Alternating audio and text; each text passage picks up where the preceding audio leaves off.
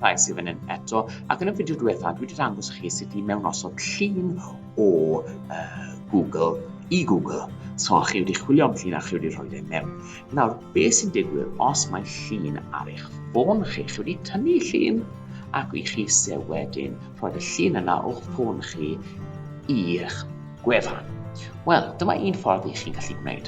Y peth cyntaf mae angen i chi gwneud ydy lawr lwytho Google Drive.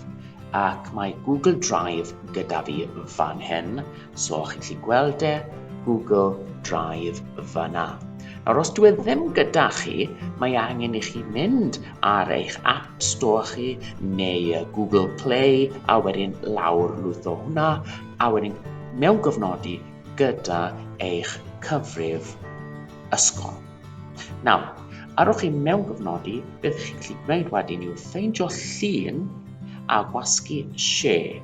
A chi'n rhannu fe, chi'n share fe gyda eich Google Drive. So chi'n anfon o'ch ffôn chi i Google Drive yn y cwmwl ac wedyn chi'n gallu mynd nôl wedyn i'ch Google Sites chi, insert picture from Google Drive a dyle eich llun chi wedyn bod yn Google Drive. Nawr, mae'n cymryd bach o amser i chi, mae'n cymryd bach o amser i anfon y llun lan, ond siŵr o fod tu fewn i 1 munud bydd popeth gyda chi.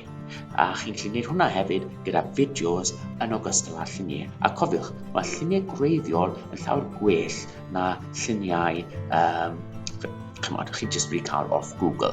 Ond, un peth pwysig, peidwch byth rhannu lluniau personol. Peidwch byth rhannu gwybodaeth personol ar y wefan hyn. Dydw i ddim eisiau gweld beth mae'ch safle yn edrych fel. Dydw i ddim eisiau gweld beth mae'ch cartref yn edrych fel. Ond os mae gyda chi rhyw hoff flodyn a chi wedi tynnu llun o hoff flodyn, dyw hwnna ddim yn rhywbeth private bydden ni yn meindio rhannu. So, byddwch yn wyliadwrus beth chi'n mynd i rhannu ar o'ch ffôn chi i'r Google Sites. A cofiwch, bydd hwn yn gallu cael ei gweld gan pob un. So, dim lluniau personol, dim lluniau o'ch cynefin eich ardal chi hefyd. So, hwyl am nawr, welai chi yn y fideo nesaf, ac yn y fideo nesaf mae gyda fi testyn ysgrifen. Okay? So, hwyl am nawr, welai chi to.